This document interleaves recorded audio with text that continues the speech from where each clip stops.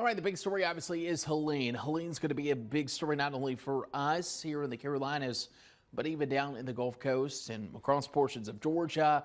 It's really starting to get its act together. Plenty of convection, and anytime you get this shrimp type of look with all this band, that basically tells you warm, moist air is being pulled into this storm, and it's starting to take off. This moving to the northwest now at 9 miles per hour.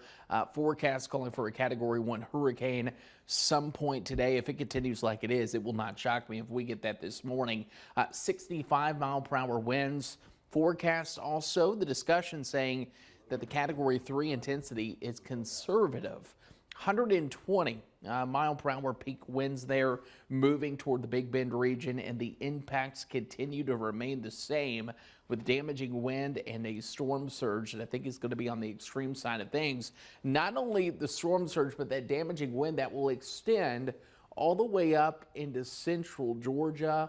We'll even look at some widespread power outages, I do believe, across a good chunk of South Carolina, like the upstate, even up into the mountains there of western North Carolina. For us, you'll notice the further east you go, your risks are a little bit lower. Still going to have some risk, though, and enough to warrant that first alert weather day for Friday morning. The wind, though, look at the wind potential coming in here, because we'll start to see some tropical storm force winds just offshore as we go into Friday morning. That starts to pivot in where I think we pick up anywhere from 30 to 40 mile per hour winds. There's your wind field. These are still hurricane force winds.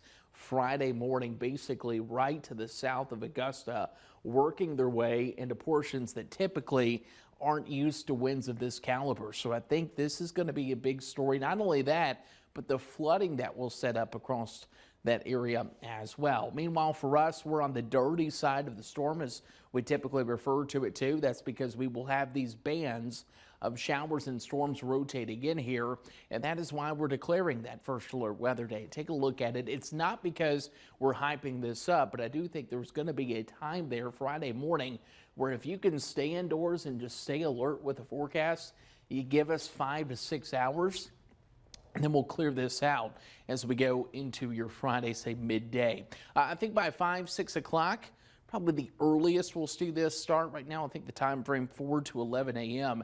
is what we have it. You'll notice as we go through the morning commute, 7, 8, 9 o'clock, any of these storms will have the ability to rotate. There's enough spin in the atmosphere that will certainly allow that. But by the time we go toward 11, it starts to pivot its way up to the northeast. And when the storms move to our east, I think we'll be done with that tornado threat, and things will begin to improve as we go into Friday afternoon. So, of course, some more changes coming your way. We're still 48 hours from this, but the confidence increasing that I do think we have a windy, heavy rain type of night into Friday morning.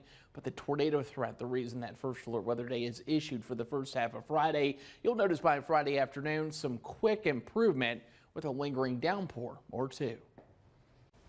And there's no better time to download the WNBF First Alert Weather app. We are the only local weather team bringing you video updates, breaking down the latest on Helene's path and impacts here at home. Just scan this QR code here on your screen to go right to your app store to get it for free.